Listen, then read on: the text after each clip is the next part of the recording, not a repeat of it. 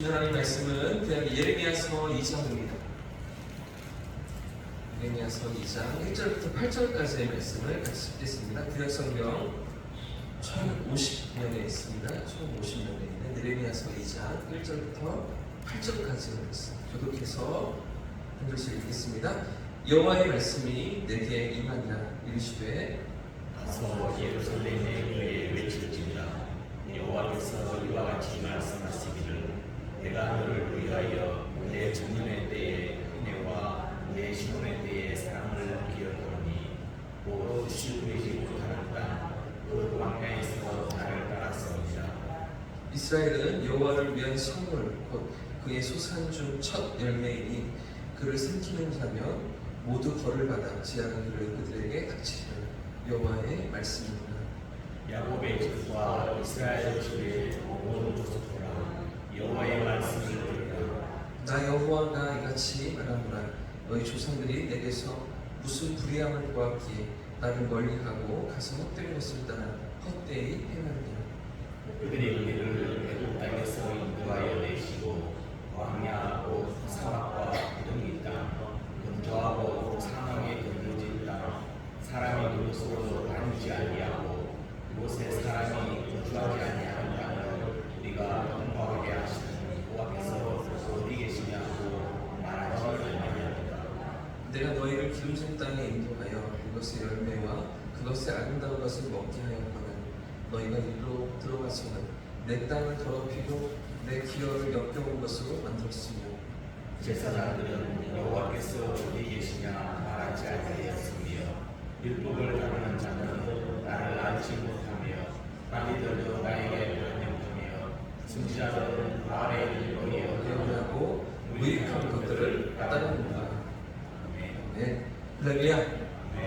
하나님께서 이번 한 주도 은혜로운 결론의 삶을 인도하실 줄 믿습니다. 여러분, 요즘 현대인에게 있어서 가장 큰 고통이 무엇일까요? 이 시대를 살아가는 사람들에게 가장 큰 아픔, 어려움, 고통은 무엇일까요? 관계의 단절이 아닐까 하는 생각이 맞습니다. 관계의 단절. 여러 가지가 있지만 그 중에서도 이 인간 관계가 단절되어서 아픔을 겪고 고통을 겪는 그런 사람이 너무나 많은 것이죠. 여러분, 요즘에 왜 이렇게 묻지마 범죄가 일어납니까? 분당의 서울역에서 뭐 어디서 대전에서 뭐 선생님을 이렇게 수업 중에 누가 들어와서 그러시는 사건이 일어나진 않았지만 흉기를 들고서 다니면서도 사회의 분노를 분출하고 폭발하고 이런 일들이 일어나서 경찰들이 출동하는 일들이 뉴스에 나오기도 하잖아요. 그런데 이런 일들이 일어나는 이유가 무엇입니까? 많은 경우에 인간 관계의 단절 속에서 어떤 혼자만의 그런 상처와 아픔을 가지고 갈등하다가 이것이 해소가 되지 않아서 세상에 뛰쳐나오고 또 사람들에게 쏟아내는 그럴 때 심각한 범죄가 되는 것들을 우리가 경험하지 않습니다. 그런데 우리 하나님께서도 마찬가지신 것 같습니다. 우리 하나님께서도 가장 아파하시고 힘들어하시는 것은 인간과의 관계에 단절하는 것이죠. 우리 하나님은 처음부터 우리 인간과 교제하시며 관계 맺기를 원하셨습니다. 그런데도 불구하고 사람들이 하나님을 떠나잖아요. 그런데 하나님은 또다시 찾아오십니다.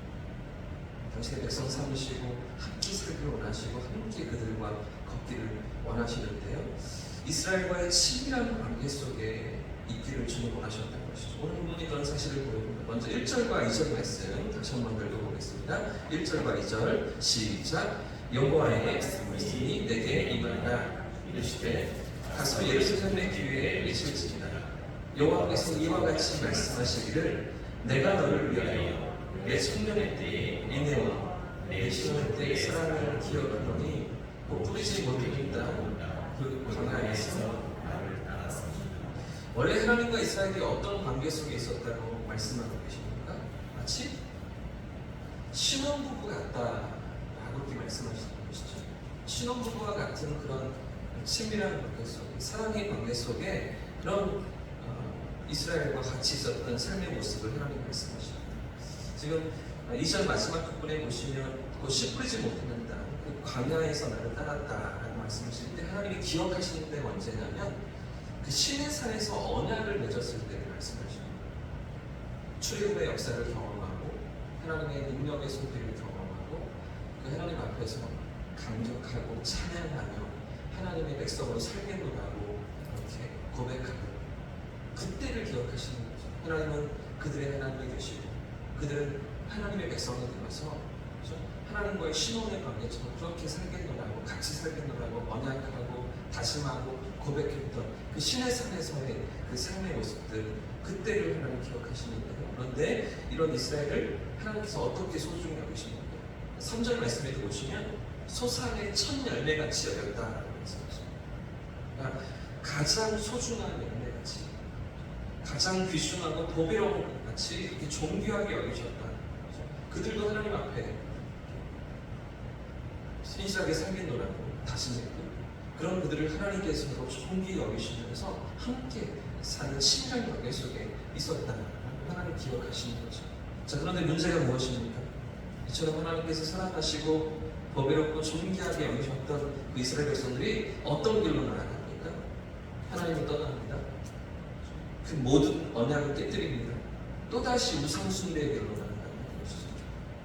모든 이방신을 따르고 섬기는 그 악행으로 그들이 달려나갑니다. 하나님께 있는 이것이 너무나 고통스럽고 괴로운 일이었는데요. 그렇게 소중히 여기셨는데도 불구하고 이렇게 사랑하셨는데도 불구하고 이런 죄악들이 하나님의 마음을 아프합니다.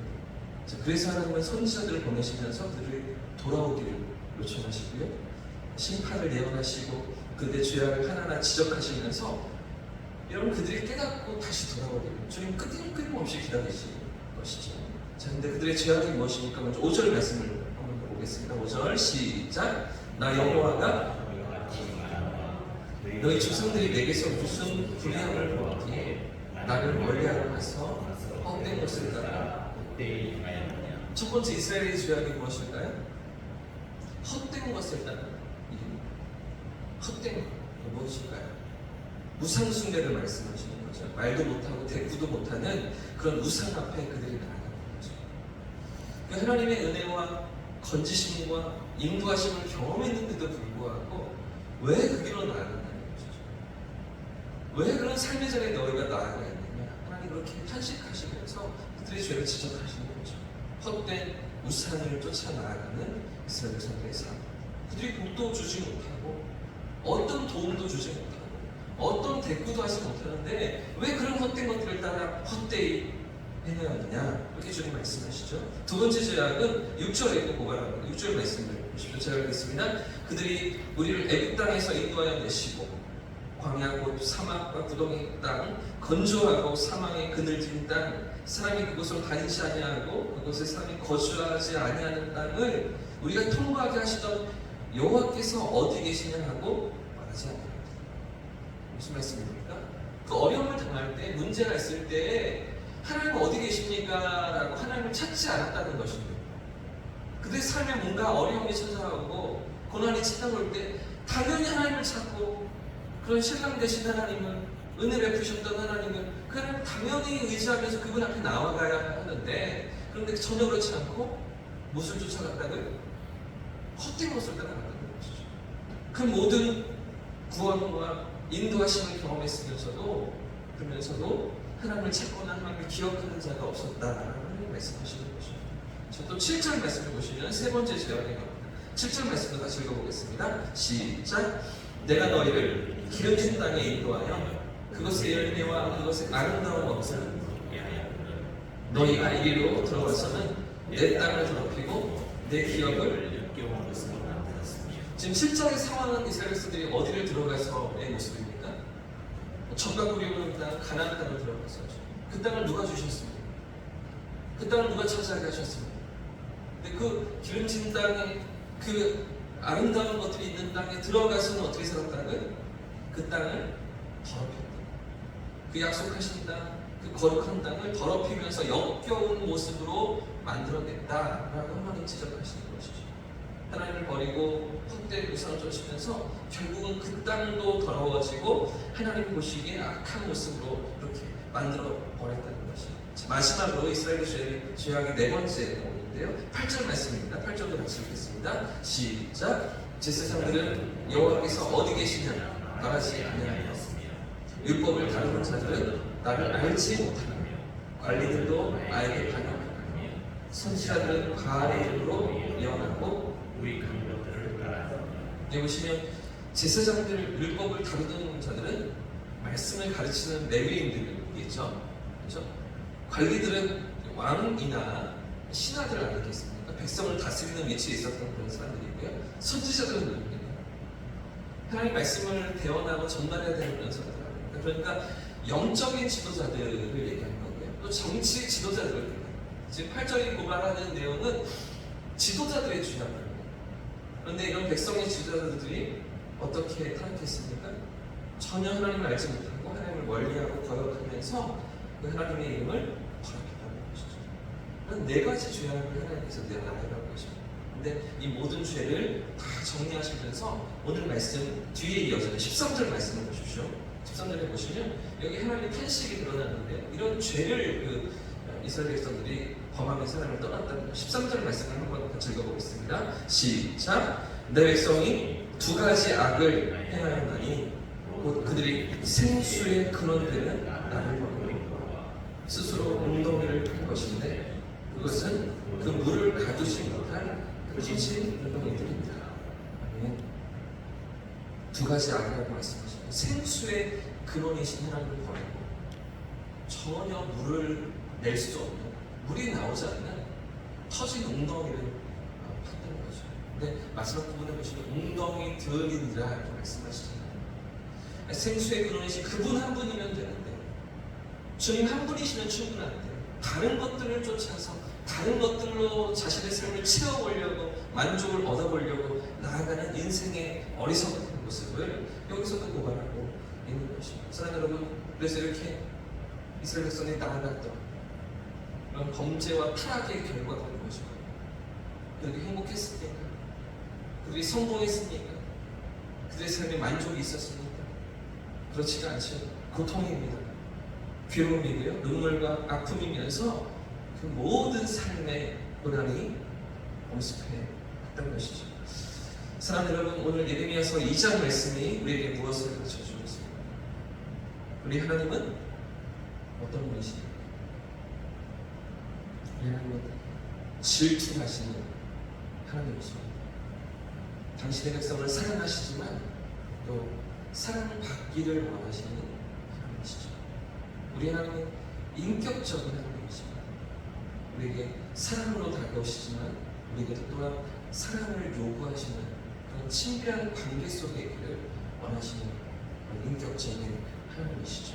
당신이 베푸신 하나님의 그 사랑을 우리가 누리고 경험하면서 우리 역시 그 하나님 앞에 서 있기를, 그래서 하나님과 함께 걸어가는 인생의 길을 주님 원하시는 거죠.